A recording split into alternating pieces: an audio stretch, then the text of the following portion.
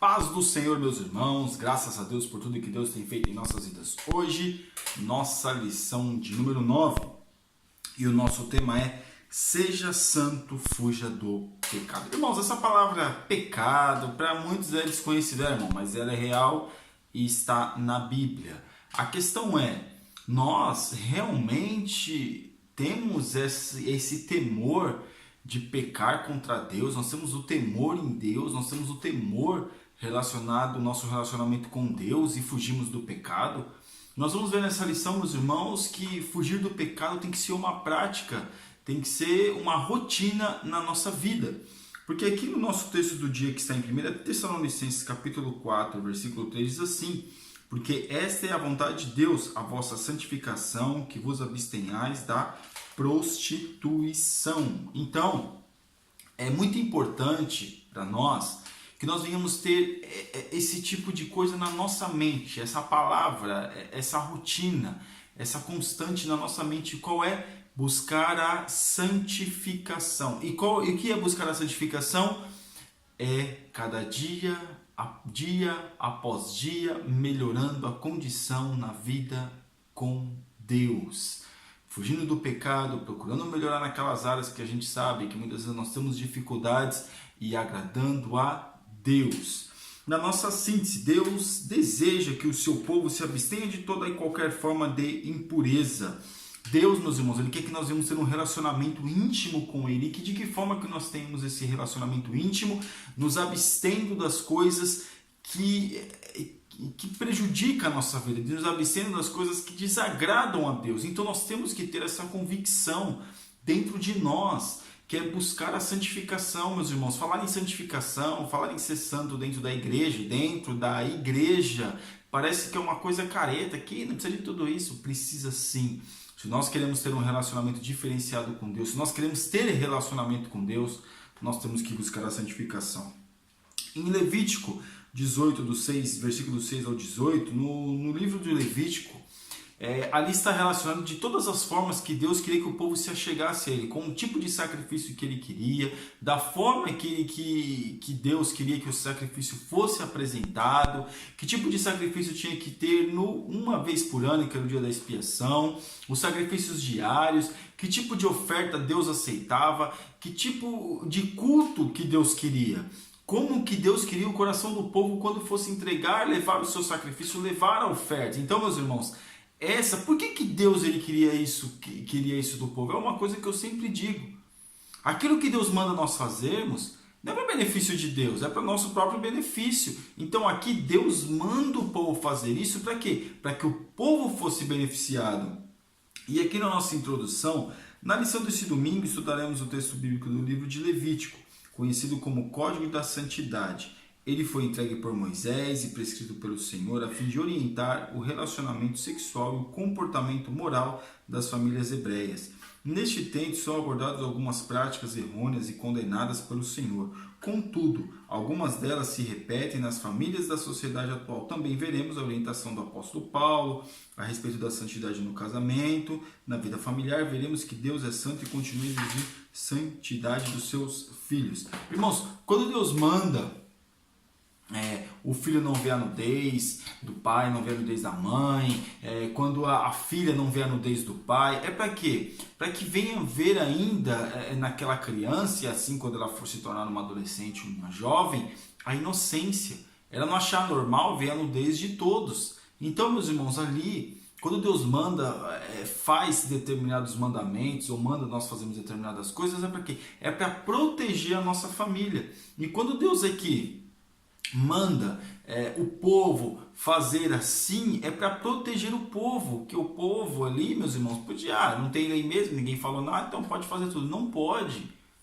Como o filósofo disse, se Deus não existe, tudo é permitido, mas Deus existe e não é tudo permitido, ou muita coisa não é permitida. Então aqui nós vemos que quando Deus manda fazer isso, não vê a nudez do pai, a filha não vê a nudez do pai, nem o pai vê a nudez do filho, não vê a nudez da esposa do pai, se não for da sua mãe, várias situações aqui de nudez. Quando Deus coloca isso, é para não tirar o quê? Para não haver malícia no coração. Então Deus está colocando isso para proteger o povo. É muito importante você que é pai, principalmente você que é pai e tem filha pequena em casa, procura não ficar nu na frente da sua filha. Eu estou aconselhando a você. Não fique nu na frente da sua filha. Aqui nós vemos a Bíblia relatando. Mas é Antigo Testamento. Não importa. O que é no Antigo Testamento reflete para nós normalmente, quando se trata principalmente na questão de família, se retrata normalmente na nossa família. Eu estou colocando isso porque eu sou pai de 2 meninas. Inclusive eu tenho uma menina que vai fazer 3 anos e minha outra filha tem 1 mês e alguns dias. Então, meus irmãos, para não haver o quê? Para ela achar que não é normal ver a nudez de meninos, ver a nudez de outros homens, né? E que hoje, infelizmente, nós estamos num mundo terrível, a internet, as mídias sociais, é coisa terrível. Mas então não deixa sua filha ter... Não estou dizendo isso, irmãos. O que eu quero dizer é que ela vai crescer. E ela não pode achar isso uma coisa normal. Que ela vai ter no caso, compartilhar a nudez, quando ela casar, aí é uma outra história. Mas a mãe, claro, a mãe vê a nudez da filha, ainda mais ela que é pequena, e eu também dou banho na minha filha. Mas o que eu quero dizer é que no caso ela quando tiver uma certa idade, também eu não verei mais. Agora é que no caso é necessário. Eu estou falando isso para os irmãos entenderem que tem coisas que são necessárias, outras não é preciso necessária. Pai que toma filho com a sua filha pequena, é isso que eu estou vindo esclarecer para os irmãos. Mas vai ser minha filha vai chegar em determinada idade, com certeza eu não vou ter mais acesso, não vai ter mais necessidade de eu dar banho nela, então não vai ser mais preciso. Mas o que a Bíblia manda a gente relatar aqui, o que a Bíblia manda Moisés relatar, é que a sociedade, para não perder a ingenuidade, para não ter malícia nos corações, então por isso que Deus manda fazer isso. E aqui, no tópico 1, um modo de vida santificado, uma visão panorâmica de Levítico. Né? O livro de Levítico ele vai mostrar várias questões acerca da santidade, como que Deus queria que o povo fosse santo. E o livro de Levítico foi escrito por Moisés, apresenta 2 temas importantes e que se sobressaem: a expiação, procedimentos sacrificiais que dizem respeito à remoção do pecado e restauração da comunhão com Deus, e a santidade. 2 coisas, ok? Se livrar do pecado e não contrair outros pecados. Você se liberta de um pecado e não contrai pecados novos. Então é isso que Deus estava mostrando para o povo, para que o povo pudesse o quê? Pudesse entender o propósito de Deus na vida deles, pudesse entender que o benefício que eles teriam cumprindo a palavra de Deus seria para eles mesmos. E aqui na parte 2 aqui, é proibido o relacionamento sexual entre familiares. Irmãos, nós sabemos que primo com primo, irmão com irmão, esse tipo de coisa não é permitido. Por quê? Porque a criança ela tem 80% de chance de nascer com problema, e Deus, alertando o povo acerca disso, ele escreve, manda Moisés escrever: mas Adão e Eva, mas Caim casou com quem que Caim casou então? Claro que foi com a sua irmã, não tinha outro jeito, ele ia casar com quem? Irmãos, tem coisas que a gente tem que pensar. Mas a partir do momento que começou a haver civilizações, outros povos, até mesmo no meio do povo começou a vir outro grau de parentesco, Deus manda não se relacionar. O grau de parentesco que eu digo é o vizinho não é seu irmão, o vizinho não tem um grau de parentesco próximo de primeiro grau. Mas Deus, ele manda não se relacionar com esse tipo de familiar, para não quê? Para não virar uma bagunça. É claro que tem coisas que nós temos que entender o que? Essa questão da criação, Deus mandou fazer assim. Agora, aqui já tinha uma outra quantidade de povo, então não precisava mais ser assim. E aqui, na parte 3, a proibição de relações sexuais de origem ritual. Na antiguidade existia uma relação muito forte entre as práticas sexuais e os rituais religiosos. Irmãos, é muito claro isso aqui. Por quê? Porque no Antigo Testamento, e até mesmo nós vamos ver na igreja de Corinto e alguns templos também no Antigo Testamento, que a Bíblia fala acerca de um templo, acerca de um Deus, quando eles iam fazer o seu culto, o culto era regado a orgias. E dizem os estudiosos que quando teve o bezerro de ouro ali, que quando Moisés subiu para receber os 10 mandamentos, e o povo ali, Moisés não desce, Arão fez um bezerro de ouro, dizem que eles pecaram, que eles dançaram em volta do bezerro de ouro, beberam o sangue de animais e se relacionaram a orgia, um bacanal terrível. Então nós vemos, irmãos, que Deus ele manda para não fazer isso. Cultos, vamos dizer assim, vai prestar um culto a Deus, que eles tinham muito essa prática, e tem que ter relacionamento sexual ali. Irmãos, parece estranho, mas por que Deus está mandando escrever isso? Para o povo dele, para o povo que ele constituiu como um povo eleito na terra. Porque lá na frente, quando chegou a época dos reis, que um rei era bom, outro era mal, eles estavam fazendo essas práticas. Então, meus irmãos, Deus, quando ele manda escrever, ele está alertando o povo porque sabe que o homem, ele é um ser que peca, ele é um ser que faz coisa errada. Então, se Deus está mandando não fazer, é para não fazer. Se Deus está nos alertando acerca disso, é bom que a gente venha aqui vigiar, porque hoje muitas coisas estão entrando dentro da igreja, irmãos, e não está longe de acontecer uma coisa dessa, porque tantas coisas terríveis já acontecem.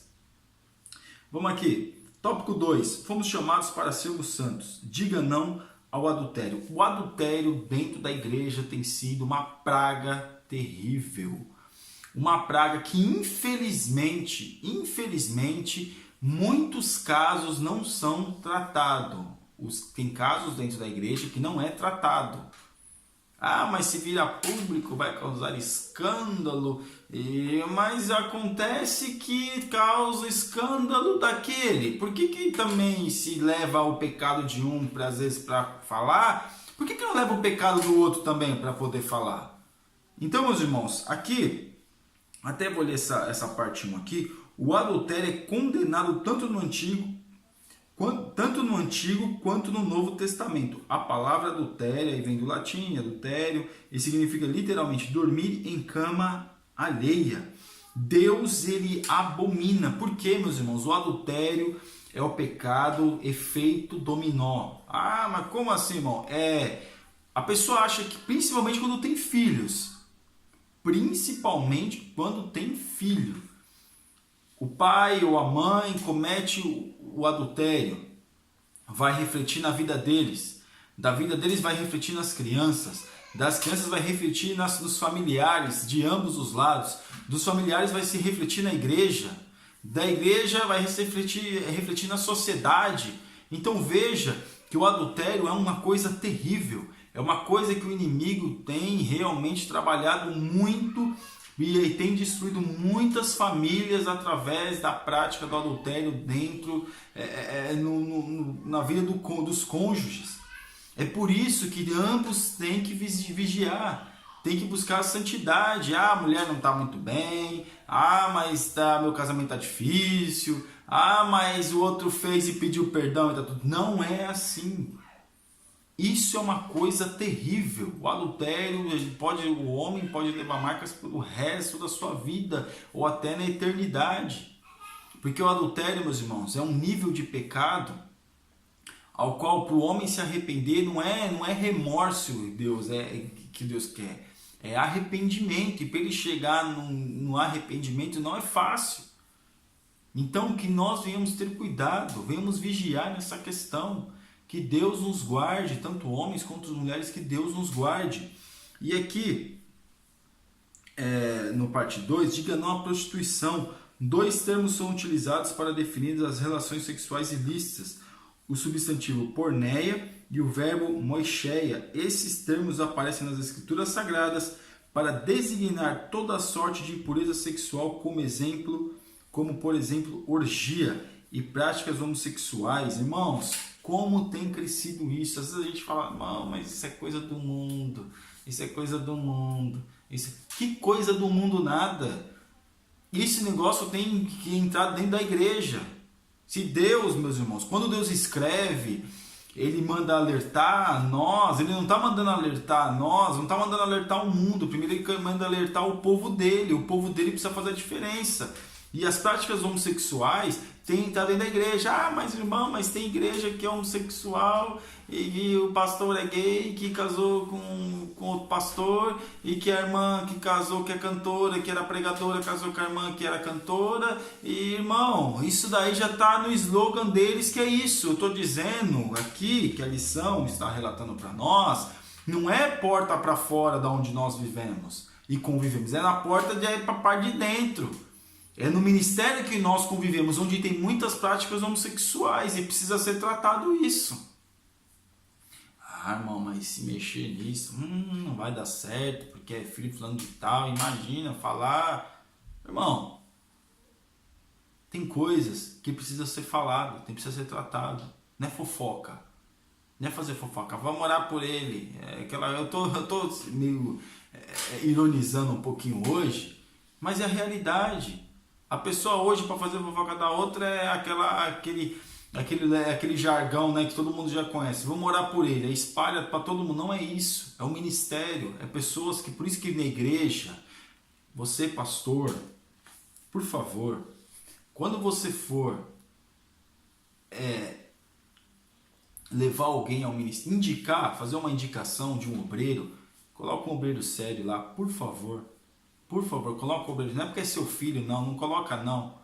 Ah, mas é meu filho, ele tem que... Não, se ele não estiver preparado, não coloca não. Ah, mas é não sei quem, mas é o puxa-saco que fica lá atrás de mim, lá, e eu vou pôr ele para ele ter um destaque melhor no ministério. Não coloca não, irmão, porque ministério é coisa séria, é para tratar esse tipo de coisa. Por isso que hoje muitos não vão até a igreja, porque não confia. Porque tem homens, infelizmente, despreparados lá. Irmão, eu tô falando um pouquinho porque tem coisas aqui que, infelizmente, ao invés de diminuir dentro da igreja, só aumenta. Parte 3. Diga não ao homossexualismo. Deus abomina a prática homossexual e tal prática no Antigo Testamento era punida com a morte. Irmãos, é claro, nenhum homossexual vai estar dentro da igreja e as pessoas vão pegar em pedras dentro da igreja, não vou dizer, mas com palavras ficar xingando o homossexual dentro da igreja. Não é isso que Deus manda nós fazermos. O que Deus manda nós fazermos é tratá-lo bem. Deus, ele ama o pecador, ele abomina é a prática. Deus ama todos nós. O que ele abomina é a prática homossexual, mas ali, aquele homem que tá nesse pecado, essa pessoa que está nesse pecado, esse homem, essa mulher que está nesse pecado, Jesus morreu por ele. Mas infelizmente hoje, a igreja às vezes não está preparada para receber esse tipo de gente. Claro, a pessoa tem que entrar dentro da igreja e ter uma mudança, não ficar do jeito que quer também, não. Mas se a pessoa chegar com uma roupa que ela sempre usa fora da igreja, que ela sempre usa no seu dia a dia, entrando na igreja como um visitante a primeira vez, ele tem que ser muito bem tratado. Ele é uma alma como toda, mas vai escandalizar as famílias. Tanta coisa escandaliza as famílias dentro da igreja, irmão, e que não é tratado. Ali é um pecador. Deus abomina o homossexualismo, não é que vai entrar e vai fazer morada. O que Deus está falando aqui não é a prática homossexual daqueles homossexuais que querem ir para a igreja para uma mudança. Porque muitos querem ir para a igreja também para dominar, para fazer, para não sei o quê, e acabam vendo que não tem espaço e saem fora, e como diz muitos aí, estão fundando igreja. Mas o que Deus está falando aqui também é aqueles que é homossexual, que nasceu dentro da igreja, mas infelizmente tem essa dificuldade, ou essa coisa, vamos dizer assim, essa facilidade para esse tipo de coisa. A pessoa tem, infelizmente, as pessoas às vezes têm coisas que são frágeis em algumas áreas da sua vida, e tem pessoas que dentro da igreja que é frágil para essa área.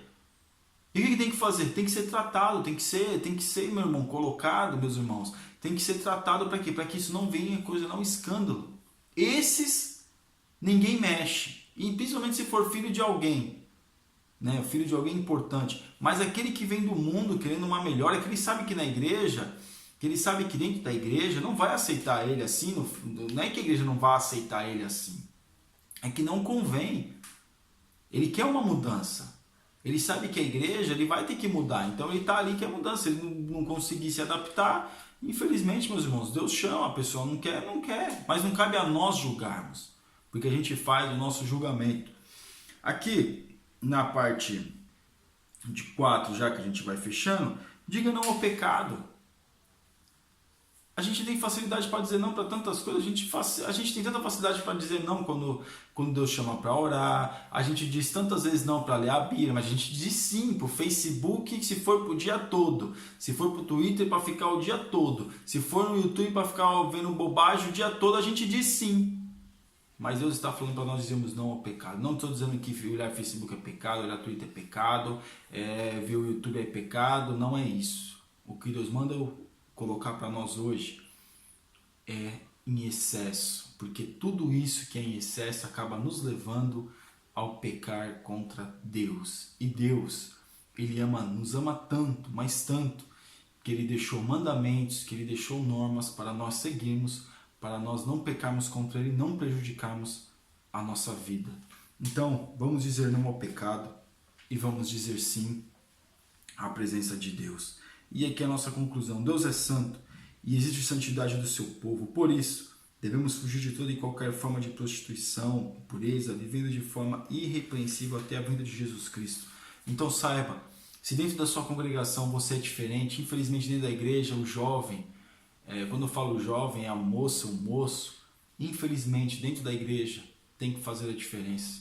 Porque tem muitos que estão com a mentalidade de achar que à noite pode ir na balada e no outro dia pode ir para a igreja. Mas a gente sabe, meus irmãos, que não é assim.